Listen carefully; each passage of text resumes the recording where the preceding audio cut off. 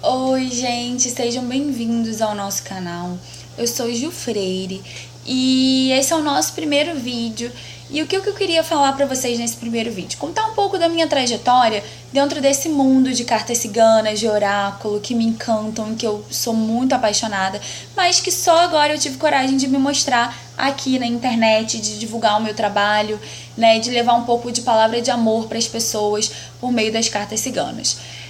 Eu gosto de cartas, de oráculos, de astrologia, esoterismo, enfim, toda essa ciência mística, eu gosto muito desde criança. Então, na verdade, desde que eu tinha 8 anos, mais ou menos, eu venho me inserindo nesse caminho da espiritualidade por meio do esoterismo. Eu lembro uma coisa que me marcou muito quando eu tinha 8 anos, foi que a minha mãe foi fazer uma entrega de um salgado que a vizinha dela fazia. E a gente estava indo pra Ipanema, pra casa de alguém, não lembro o que a gente ia fazer. E aí a vizinha pediu pra minha mãe deixar esses salgados num lugar que era entrega. E como minha mãe ia passar perto, minha mãe ia deixar. Quando a gente chegou nesse lugar, esse lugar era nada mais nada menos que a editora Alto Astral. E eu entrei na editora e as editoras de lá, jornalistas, enfim, o pessoal que trabalhava lá dentro, me deu um kit de revista. E essas revistas eram revistas de astrologia, né? Então falava de signo, falava de numerologia, de cabala, enfim. Todas essas coisas que estão permeando aí o esoterismo. Os símbolos, falava sobre signo cigano, signo chinês, enfim. E eu gostei muito, eu tinha 8 anos, mas eu fiquei fascinada com esse universo. E aí comecei a ler, comecei a estudar. Minha mãe não comprava ainda essas revistas, porque eu era muito pequena. Às vezes ela comprava e eram revistas baratas, assim. Na época uma revistinha era desse tamanho, era R$2. Então, às vezes alguém me dava um dinheirinho, eu ia lá e comprava, era todo mês, tal. Então foi assim que eu comecei a colecionar essas revistas. E essas revistas, numa dessas revistas, veio um oráculo, que era um oráculo de cartas ciganas, mas eu já gostava muito de cartas. E nesse oráculo eu comecei a ler o que eu tinha, né, de material em casa, que era só as revistas, e comecei a jogar. Então eu jogava pra minha mãe, pras amigas dela. E na banca, uma vez, estava vendendo um tarô de Marsella. E aí eu comprei, também li e jogava. Mas quando eu jogava, eu não interpretava, não tinha essa coisa forte da intuição. Então eu decorava mais ou menos o que estava escrito ali e jogava para as pessoas e dava certo. Não era uma consulta, mas foi assim o meu caminho nas cartas. Mas eu sempre gostei muito de cartas. E a minha mãe até falava, brincava comigo que ia botar uma tenda, que não sei o quê, né? Porque eu tava muito voltada para esse misticismo, para esse lado de oráculo. E aí, quando eu fiz 13, 14 anos, que a gente é adolescente, já tem uma compreensão, tá naquela fase de formação de personalidade, querer compreender o mundo, né? Aquela coisa. Eu comecei a estudar, fazer um curso de Wicca no antigo templo de Brigitte, lá em Botafogo. E aí, esse curso, ele me deu um esclarecimento legal sobre algumas questões que permeavam o esoterismo. Então, a gente tinha uma compreensão sobre o trabalho com cristais, sobre o trabalho com oráculos, de forma geral, com runas. E aí eu fiquei mais apaixonada por esse mundo. Mais apaixonada, mais apaixonada, mais apaixonada. Eu era muito pequena, né? Não pude me iniciar na época na religião Wicca, porque, enfim, tinha que ser maior de idade, assim, pelo menos no grupo que eu tava participando. Mas eu fiz esses cursos, tive experiência de viagem astral, me deixou muito encantada, foi uma experiência divina, incrível. E aí, a partir daí, eu vim estudando e vim sempre tendo a intuição muito forte. Então, assim, às vezes eu sonhava alguma coisa que ia acontecer. Então, sempre tive essa questão toda na minha vida. Só que eu tive um relacionamento muito complicado, muito conturbado, um relacionamento abusivo. Por anos eu fiquei com essa pessoa que me fez muito mal. E eu desacreditei um pouco dessas coisas. Na verdade, eu acho que a minha energia estava tão baixa, que essa pessoa estava me sugando tanto, e eu estava num momento tão ruim, tão complicado, e eu não conseguia sair daquela situação, que as cartas foram tomando um outro lugar, os oráculos foram se afastando de mim, o esoterismo, toda a espiritualidade, na verdade, foram se afastando de mim. Não, eu fui me afastando dessas questões, inconscientemente, né? E aí consegui terminar com essa pessoa, consegui ter um esclarecimento, comecei a ter até retomada dessa consciência de que eu era eu, que eu mandava em mim, que eu me governava e que ninguém poderia mandar na minha vida. Assim, foi um momento muito complicado da minha vida, uma situação muito difícil, né? Que só quem passou por um tipo de relacionamento abusivo sabe como é que é. Mas deixei de lado. E aí retomei, né, um pouco dessa questão espiritual. Aí passou o tempo, tive outros relacionamentos e aí fiquei com meu marido, que na verdade conheci meu marido há muitos anos. Conheci meu marido desde que ele tinha acho que 17, eu tinha 13 anos na época, mas eu era muito pequena, né? E ele era muito implicante. Então a gente era só amigo mesmo. E aí a gente se reencontrou e deu certo e estamos juntos até hoje. Mas quando eu casei, quando eu vim morar sozinha com ele e com o nosso filho, o que acontece? Eu tinha uma caixa que tinha onde eu guardava os meus oráculos e um dos primeiros oráculos que eu comprei, além do de Marcélia, mas assim, um oráculo diferente, né, do tarô tradicional, foi o tarô das bruxas. Então, como eu tava na época no templo de Brígida, estava inserida na Wicca e tal, eu comprei esse tarô, que era o tarô das bruxas, que é um tarô lindo, que eu não tenho mais, infelizmente, estou correndo atrás para comprar de novo, mais como coleção, porque eu acho ele muito bonito. E aí eu comprei esse tarô. E aí quando eu me mudei, né, já casada, já com filho, eu achei essa caixinha com tarô, com mensagem das bruxas, enfim, com meu tarô de Marcélia, com pedrinhas, enfim, com tudo que eu tinha na época que eu jogava essas cartas. E aí eu me desfiz, eu não sei o que aconteceu, me deu um devaneio, e eu joguei essas cartas fora. E aí joguei junto com o Kai, joguei tudo. Falei, não quero mais. Minha coleção de revistas, joguei fora, tal. As únicas coisas que eu guardei desse tempo em que eu estudava um pouco mais essas questões esotéricas foi livros de sonho, que eu tenho até hoje. Às vezes eu consulto, apesar de eu dar muita importância para a intuição que eu tenho para interpretar esse sonho, mas eu ainda uso meus livros de sonho, porque tem coisas que fazem muito sentido, que se esclarecem pra gente, né? Mas, enfim, aí me desfiz. Eu tinha uma gatinha que faleceu ano passado, e eu era muito apegada com essa gatinha, muito apegada mesmo. Sim, um amor como se fosse o amor que eu tenho pelo meu filho. E aí, o que vem acontecer?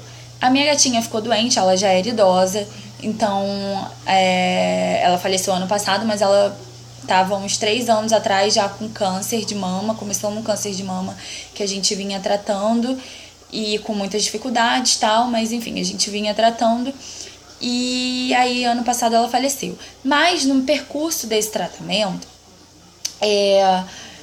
eu me senti eu tava muito triste, muito abalada, porque tava sondando a perda dela, né, a partida dela, o desencarne dela tava muito presente aqui na minha vida, de que ela iria partir, que tava chegando um momento. E eu retomei esses estudos meio que inconscientemente.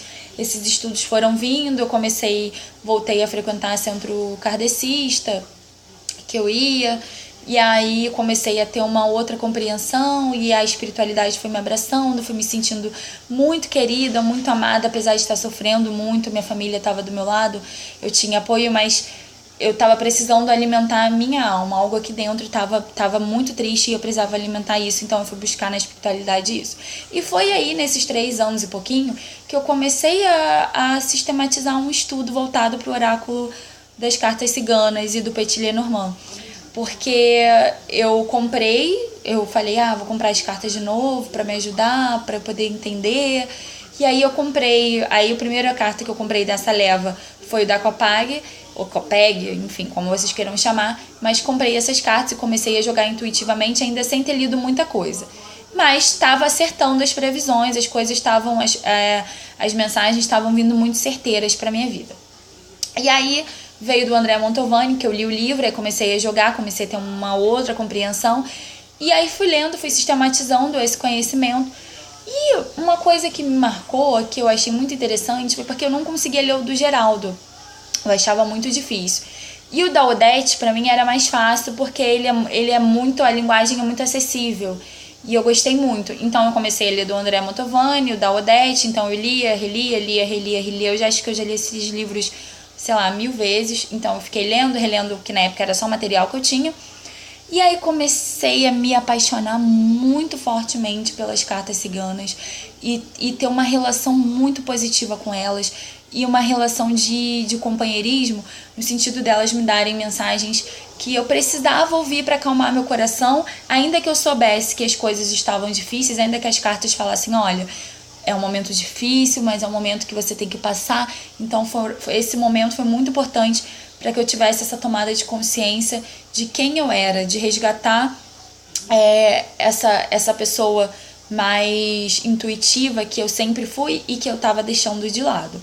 Então esse marco da doença dela foi importante para isso. Então eu vejo que esses animais eles têm um poder incrível de fazer com que a gente evolua, cresça. Então ela veio só me mostrar esse amor.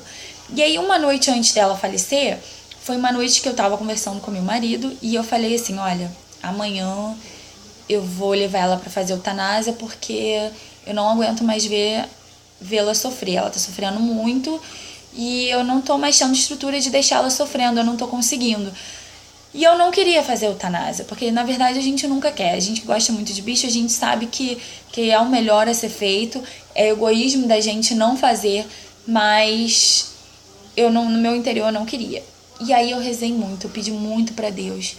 Eu pedi pra ser abraçada, eu falei, Deus, por favor. E eu rezei com muita fé, eu pedi com muita fé. E botei todo o meu coração e pedi pra Deus levar ela o mais rápido possível, pra que eu não precisasse fazer eutanásia e pra que ela não continuasse sofrendo. E aí no dia seguinte, fico até arrepiada, no dia seguinte, quando eu acordei, eu abracei a minha gatinha, fui dar remédio, fui dar comida, fui dar água. E aí ela miou muito alto, assim, chorou, como se estivesse se despedindo. E aí ela faleceu nos meus braços, né? E aí, ao mesmo tempo que eu chorava muito, que eu tava muito abalada, que eu tava muito triste com a perda dela, eu fiquei muito feliz porque eu falei, Deus, muito obrigado, o Senhor me ouviu e acabou o sofrimento dela e automaticamente o meu. Porque assim, foram 3 anos acompanhando a doença, mas nos últimos 2 anos, né, 1 ano e meio, 2 anos, foi aquela fase mais crítica. Então teve tempo que ela não andava mais. Então assim, foi muito complicado. Aí depois ela passou um tempo sem andar, depois ela voltou a andar. Então ela tava naquela coisa. E no dia do meu aniversário, que é dia 23 de setembro, isso ano passado, ela já tava muito mal, ela já tinha feito várias toracenteses para retirar a água do pulmão, já estava muito abalada, estava muito magrinha, muito fragilizada. Mas no dia do meu aniversário, ela estava numa alegria, sabe? Eu ganhei uma linda festa surpresa das minhas amigas e das amigas mais próximas, assim, que eu tenho a mim. E eu fiquei muito feliz com essa festa, porque eu estava num momento muito difícil. E ela estava numa alegria, numa felicidade tão grande, sabe? Ela cumprimentava as pessoas, ela me abraçava, ela vinha, miava, pedia colo, carinho, queria atenção, confiança de todo mundo, como se estivesse se despedindo. E aí, em outubro, no dia do aniversário do meu pai, ela faleceu. Mas o que eu tiro de lição disso? Que todo esse sofrimento, que toda essa doença, que tudo isso que eu passei, eu precisava passar para entender que eu precisava ser uma pessoa diferente.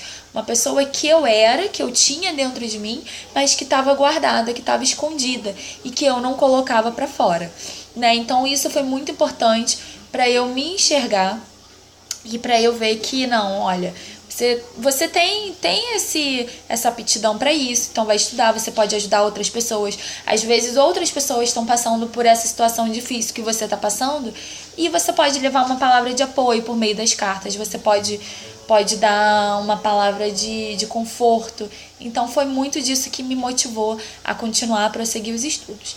E recentemente, né, por que eu resolvi fazer esse canal?